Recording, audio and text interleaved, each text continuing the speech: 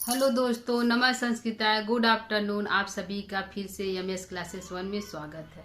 हम पढ़ रहे हैं किराता अर्जुनीयम, जो एक महाकाव्य है, जो महाकवि भारवी द्वारा रचित है। इसके नायक जो किराता अर्जुनीयम है, इसके नायक अर्जुन है, नायिका द्रौपदी है, सहनायक या उपनायक कह सकते हैं तो शिव जी हैं। और इसमें वीर रस का प्रयोग हुआ है और कुल इसमें छंद है वह शस्त्र छंद का प्रयोग किया गया है और कुल सर्गों की संख्या 18 है।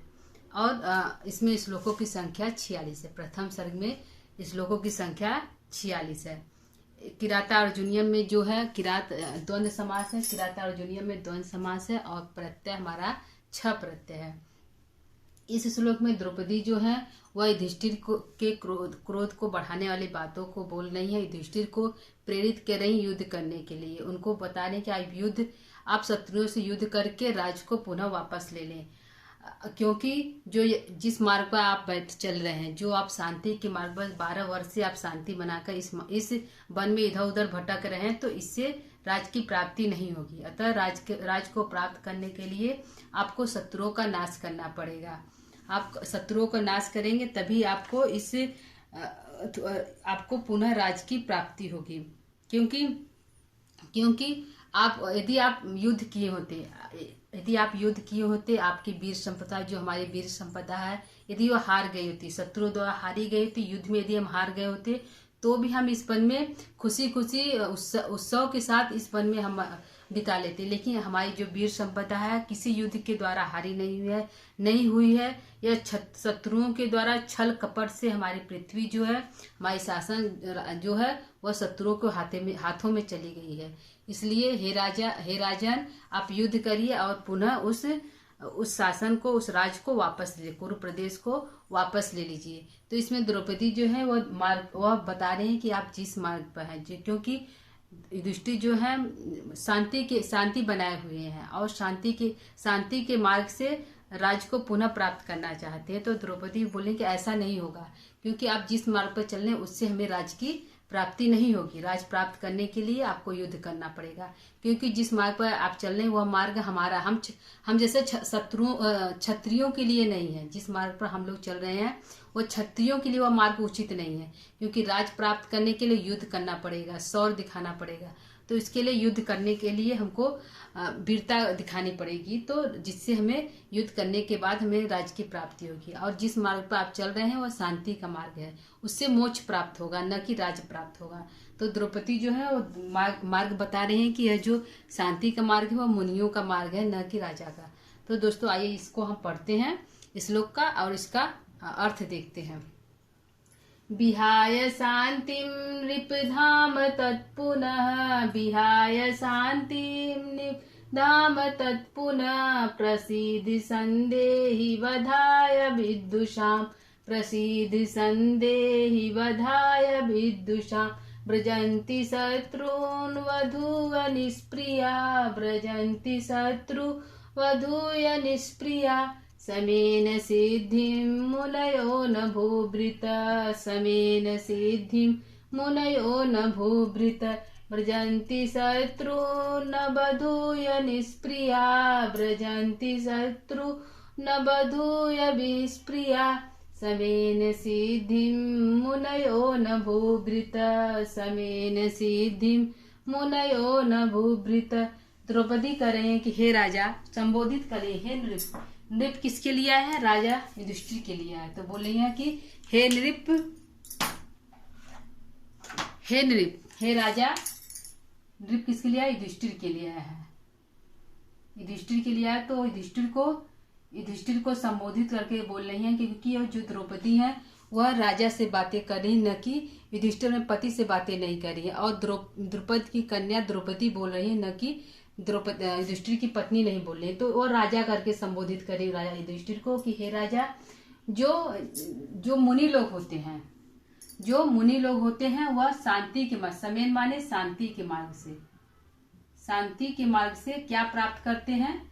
सिद्धि को प्राप्त करते हैं, मोक्ष को प्राप्त करते हैं। किसको प्राप्त करते हैं दोस्तों? सिद्धि को प्राप्त करते हैं। तो कौन प्राप्त करता है? मुनि लोग। जो मुनि लोग होते हैं सिद्धि को प्राप्त करते हैं। व्रजंती माने प्राप्त करते हैं।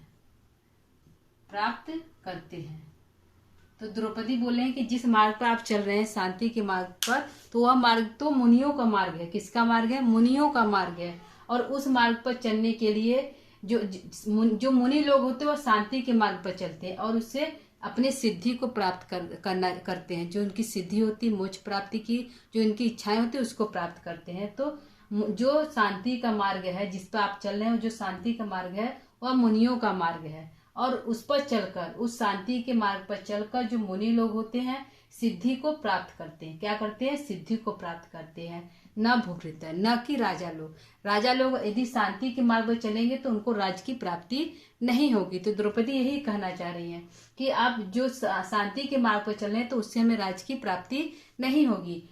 यह मार्ग तो मुनियों का मार्ग है, न कि राजा का मार्ग। राजा इस मार्ग पर चलकर राज्य को प्राप्त नहीं कर सकता, लेकिन यदि मुनि इस मार्ग पर चल रहे हैं शांति के मार्ग पर, तो इस पर चलकर वह अपनी सिद्धि को प्राप्त कर सकते हैं।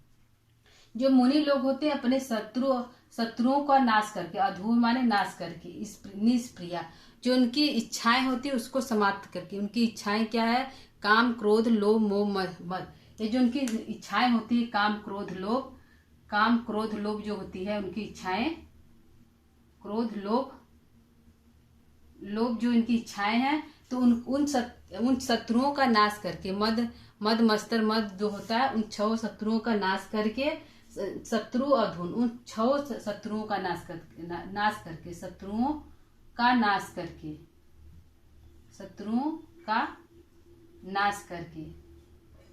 नाश करके जो मुनि लोग होते हैं अपने 6 शत्रुओं, काम, क्रोध, लोभ, मद मत्सर जो होता है 6 शत्रुओं का नाश करके शांति के मार्ग से सिद्धि को प्राप्त करते हैं, न कि राजा लोग। राजा लोग अपने शत्रुओं को, दुर्योधन जो उनके शत्रु है उनको नाश करके राज को प्राप्त कर सकते हैं। निष्प्रिया, जिसकी स्प्रिया हो, जिसकी कुछ इच्छाएं हैं, क्योंकि जो राजा लोग होते हैं उनकी स्प्रिया होती है, उनकी इच्छाएं, अभिलाषाएं होती है। मुनि लोग निष्प्रिया होते हैं, उनकी कोई इच्छाएं नहीं होती है, वो सिर्फ मोक्ष की प्राप्ति करना चाहते हैं। तो मुनियों की जो इच्छाएं है निष्प्रिया है, लेकिन जो राजा की इच्छा है स्प्रिया है, क्योंकि उनकी अभिलाषा होती है राज्य को प्राप्त करना, राज करना।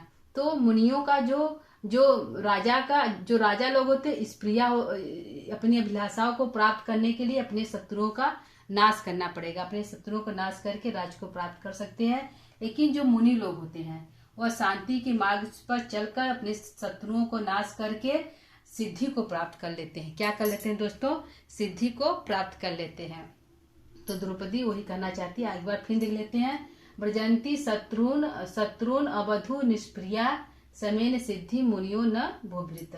जो मुनि लोग होते हैं वह शांति समेन माने शांति के मार्ग पर चलकर सिद्धि को प्राप्त कर लेते हैं। किसको प्राप्त कर लेते हैं? सिद्धि को प्राप्त कर लेते हैं। किसको मारकर सिद्धि को प्राप्त कर लेते हैं? तो अपनी जो 6 शत्रु उनके होते, शत्रु अधू, जो अपने शत्रुओं का नाश करके, तो उनके 6 शत्रु काम, क्रोध, लोभ, मद मत्सर जो है 6 शत्रुओं को नाश करके वह मुनि लोग सिद्धि को प्राप्त कर लेते हैं। किस मार्ग से चलकर? शांति के मार्ग पर चलकर। लेकिन जो राजा लोग होते हैं वो शांति के मार्ग से सिद्धि को नहीं प्राप्त कर सकते, क्योंकि न भूभृत। मुनि लोग तो सिद्धि को प्राप्त कर सकते, लेकिन राजा लोग सिद्धि को प्राप्त नहीं कर सकते। लेकिन जो राजा लोग होते हैं उनकी स्प्रिया होती है, निष्प्रिया मुनियों लोग की होती है और स्प्रिया राजा लोग की। तो जो राजा लोग होते हैं वो अपनी अभिलाषाओं को प्राप्त करने के लिए अपने शत्रुओं को नाश करना पड़ेगा। लेकिन जो मुनि लोग होते हैं वो निष्प्रिया होते हैं, उनकी कोई अभिलाषाएं नहीं होती, इच्छाएं नहीं होती। तो क्योंकि वह पहले से ही अपने अभिलाषाओं, काम, क्रोध, लोभ आदि को समाप्त मारकर शांति के मार्ग पर बैठकर सिद्धि को प्राप्त कर रहे हैं। लेकिन जो मुनि लोग होते हैं वो स्प्रिया होते हैं, उनकी अभिलाषाएं, इच्छाएं होती है, तो उसको प्राप्त करने के लिए वो अपने शत्रुओं का उनको नाश करना पड़ेगा। ठीक है दोस्तों, ये हमारा अर्थ हो गया। ऊपर देखते हैं। द्रौपदी बोले कि हे राजन, तो राज प्राप्त करने के लिए आपको क्या करना पड़ेगा? द्रौपदी बोले हैं कि हे राजन, मुनि लोग का काम है शांति के मार्ग से सिद्धि को प्राप्त करना, लेकिन राजा लोग क्या काम है? हे राजन, क्योंकि ये राजा का जो जिस मार्ग पर आप चल रहे हैं वह आप जैसे राजा के लिए वह मार्ग उचित नहीं है। तो उस मार्ग पर चलने के लिए हे राजा आपको क्या करना पड़ेगा? विहाय शांति, सबसे पहले शांति को छोड़ना पड़ेगा। जो शांति आप बनाए हुए मौन व्रत धारण किए हैं, 12 साल से आप मौन धारण किए हुए जंगल में पड़े हुए हैं कि नीति के मार्ग पर हम चलकर राज को प्राप्त कर लेंगे, या दुर्योधन हमको आकर राज हमको वापस कर देगा कि हाँ भाई चलिए आप शासन करिए। तो जो आप शांति बनाए हुए हैं, मौन बने हुए कि नहीं हम शांति के मार्ग पर हमको राज मिल जाएगा, तो ऐसा नहीं है। आप सबसे पहले अपने शांति को तोड़ दीजिए। हे राजन, अपने शांति का नाश कर दिए, शांति को छोड़ दीजिए। तो शांति को छोड़ने के बाद क्या करना पड़ेगा? धाम, तेज को धारण करना पड़ेगा। क्या करना पड़ेगा? धाम माने तेज होता है, तेज को धारण करना पड़ेगा और शांति को छोड़ना पड़ेगा। शांति को विहाय माने छोड़ना होगा, शांति को छोड़ना होगा। किसको छोड़ना होगा? शांति को छोड़ना होगा।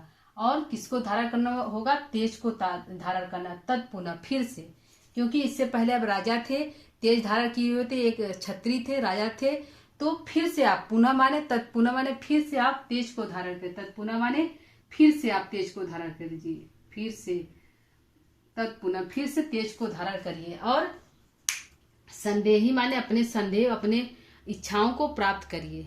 अपने जो आपकी अभिलाषा है राज को, संदेह माने उसको प्राप्त करिए। तेज को धारण करके संदेह अपने राज को प्राप्त करिए। और आप हे राजा आप प्रसिद्ध माने प्रसन्न होइए, क्योंकि द्रौपदी बहुत देर तक युधिष्ठिर को समझा रही थी, डांट रही थी, अनेक प्रकार के अनुचित बातों को बोल रही थी। तो अंत में आकर द्रौपदी बोली, हे राजा आप प्रसन्न होइए,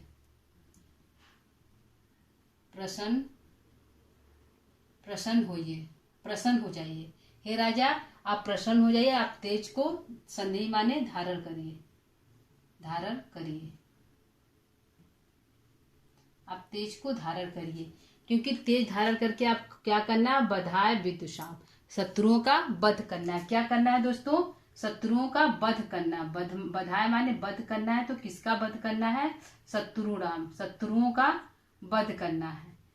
तो द्रौपदी बोले, हे राजा आप तेज को, सबसे पहले तो शांति को छोड़ दीजिए, शांति को त्याग करके आप तेज को धारण करिए। फिर से आप तेज को धारण करिए और संदेही माने आप तेज को फिर से धारण करिए। हे राजन आप प्रसन्न होइए, क्योंकि आप तेज को धारण करके बधाय माने शत्रुओं का आप नाश करके राज को प्राप्त कर सकते हैं। आप शत्रुओं का नाश करिए, वध करिए और शत्रुओं का वध करके राज को फिर से आप प्राप्त कर सकते हैं। तो द्रौपदी युधिष्ठिर से बोल रही है, क्या बोल रही है? एक बार फिर देख लेते हैं दोस्तों अर्थ को। विहाय शांति, द्रौपदी बोल रही है कि हे राजा, हे नृप संबोधन है राजा के लिए। हे नृप, हे राजा युधिष्ठिर आप शांति को छोड़िए। सबसे पहले आप शांति को त्यागिए, फिर धाम, फिर से तत्पुनः फिर से तेज को संदेही माने धारण करिए। किसको करिए? संदेही माने फिर से तेज को धारण करिए। और हे राजन आप प्रसन्न होइए, आप खुश हो जाइए। और क्योंकि आप तेज को धारण करके बधाय विदुषाम, आप शत्रुओं का वध कर दीजिए। आप शत्रुओं का वध करिए, तेज को धारण करिए और शत्रुओं का वध कर दीजिए। क्योंकि आप जिस मार्ग पर चल रहे हैं वह मार्ग आप जैसे राजाओं के लिए नहीं है, यह मार्ग मुनियों के लिए है। मुनि लोग होते हैं जो अपने शत्रुओं का नाश करके, काम क्रोध लोभ मोह का नाश करके, उनकी कोई स्पृहा नहीं होती, उनकी कोई इच्छाएं नहीं है, उसको नाश करके शांति के मार्ग से सिद्धि को प्राप्त करते हैं। लेकिन आपकी स्पृहा है, आपकी अभिलाषा है, जिससे आप हे राजन आपकी स्पृहा है, तो आप शत्रुओं को नाश करके फिर से अपने राज को प्राप्त कर सकते। तो हे राजन आप प्रसन्न होइए और अपने शांति को छोड़िए। जो शांत रूपी व्यवहार आप 12 साल से बनाए हुए उसको त्यागिए और फिर से तेज को धारण करिए, संदेह धारण करिए और अपने शत्रुओं का नाश करिए। ठीक है दोस्तों, ये हमारा अर्थ हो गया। ठीक, हमारा अर्थ हो गया। आइए देखते हैं कि यहाँ पर हमारा व्याकरणात्मक टिप्पणी कहाँ कहाँ हो रहा है।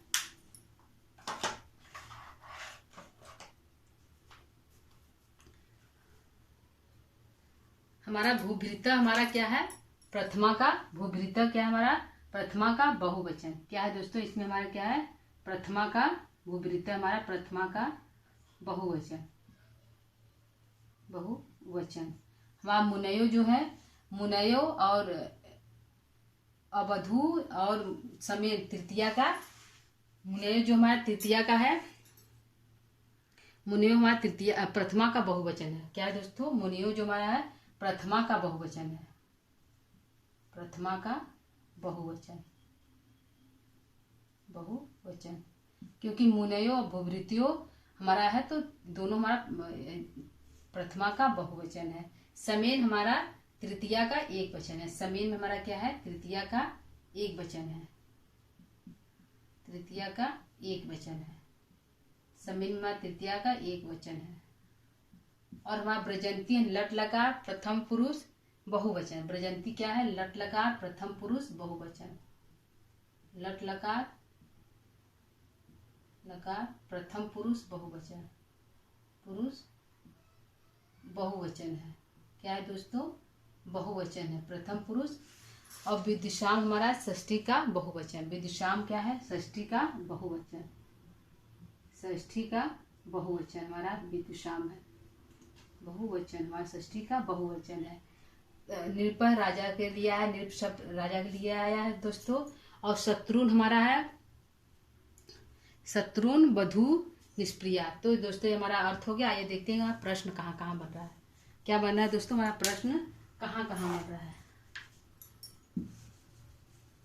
ये हमारा जो लास्ट वाली जो लाइन है, समेन सिद्धि मुनयो न भूभृत, यह सुक्ति है, बहुत बार परीक्षा में पूछा गया है। इंपॉर्टेंट लाइन पंक्ति है, तो इसको हमारा परीक्षा में पूछा गया है कि यह पंक्ति कहाँ से ली है। समेन सिद्धि मुनयो न भूभृत, तो यह पंक्ति हमारा कहाँ से लिया गया है। तो आंसर किराता अर्जुनियम से लिया गया है।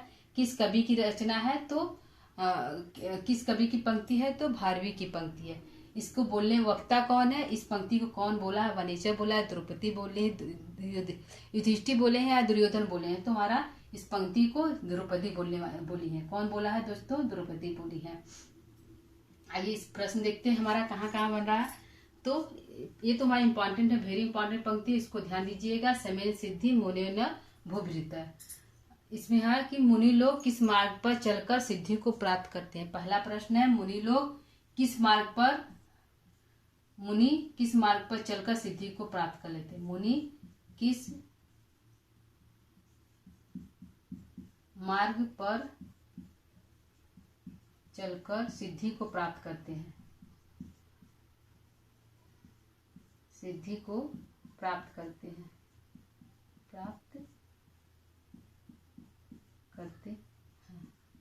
तो किस सिद्धि को प्राप्त करते हैं। मुनि किस मार्ग पर चलकर सिद्धि को प्राप्त करते हैं, तो आंसर होगा शांति के मार्ग पर। किसके मार्ग पर, शांति के मार्ग पर चलकर सिद्धि को प्राप्त करते हैं। शांति के मार्ग पर चलकर कौन सिद्धि को प्राप्त करता है, तो मुनि लोग। प्रश्न दोस्तों पलट सकता है, उल्टा होगा। शांति के मार्ग पर चलकर कौन सिद्धि को प्राप्त करता है, तो मुनि लोग करते हैं। मुनि लोग अपने किन शत्रुओं को नाश करके शांति के मार्ग पर चलते हैं। तो मुनि लोग अपने 6 शत्रुओं का नाश करके शांति के मार्ग पर चलते हैं। राजा लोग द्रौपदी राजा युधिष्ठिर को क्या धारण करने के लिए बोल रही है, तो शांति धारण करने के लिए बोल रही हैं। राजा के लिए कौन सा मार्ग उचित नहीं है। राजा के लिए कौन सा मार्ग उचित नहीं है। राजा के लिए कौन सा मार्ग उचित नहीं है, उचित नहीं है, तो शांति का मार्ग। कौन सा मार्ग उचित नहीं है, तो समेन, शांति का मार्ग उचित नहीं है। मुनि लोग अपने किसका नाश कर देते। मुनि किन शत्रुओं का नाश करके सिद्धि प्राप्त करते हैं। किन शत्रुओं का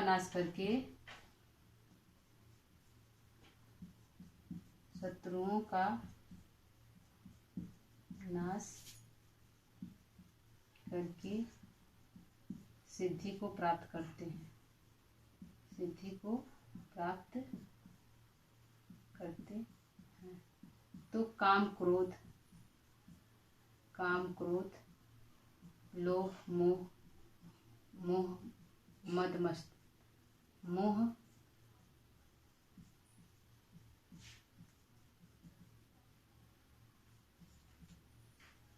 इन 6 शत्रुओं नाश करके मुनि लोग अपनी सिद्धि को प्राप्त कर लेते हैं। द्रौपदी किसको मारने के लिए करे, तो विदुषाम, शत्रुओं का नाश करने के लिए बोले। द्रौपदी क्या धारण करने के लिए युधिष्ठिर से बोले। द्रौपदी राजा युधिष्ठिर को क्या धारण करने के लिए बोली है? द्रौपदी राजा युधिष्ठिर से क्या धारण लिए कह रही हैं तो शांति। क्या धारण करने के लिए? शांति, तेज, सॉरी दोस्तों, तेज, धाम को धारण करने के लिए बोले, धाम, तेज, तेज को धारण करने के लिए बोले। और क्या छोड़ने के लिए कह रही हैं? तो शांति छोड़ने के लिए कह रही है। द्रौपदी राजा युधिष्ठिर को क्या छोड़ने के लिए बोल रही हैं? क्या छोड़ने के लिए बोल रही हैं? तो छोड़ने के लिए बोल रही हैं, तो शांति को छोड़ने के लिए बोल रही हैं। क्या छोड़ने के लिए बोल रही हैं दोस्तों? शांति को छोड़ने के लिए बोल रही है। हमारा बी, इसमें बिहाय में लेप प्रत्यय बी उपसर्ग है। बी उपसर्ग और लेप प्रत्यय, लेप प्रत्यय से हमारा बिहाय बना है, प्रत्यय से हमारा बिहाय बना है। दोस्तों तो ये हमारा अर्थ हो गया, हमारा प्रश्न उत्तर हो गया, व्याकरणात्मक टिप्पणी हो गया। क्लास को हम एक बार इसका वाचन कर लेते हैं और क्लास को यहीं पर हम समाप्त करते हैं। एक बार इसको हम पढ़ लेते हैं दोस्तों, फिर क्लास को समाप्त करते हैं।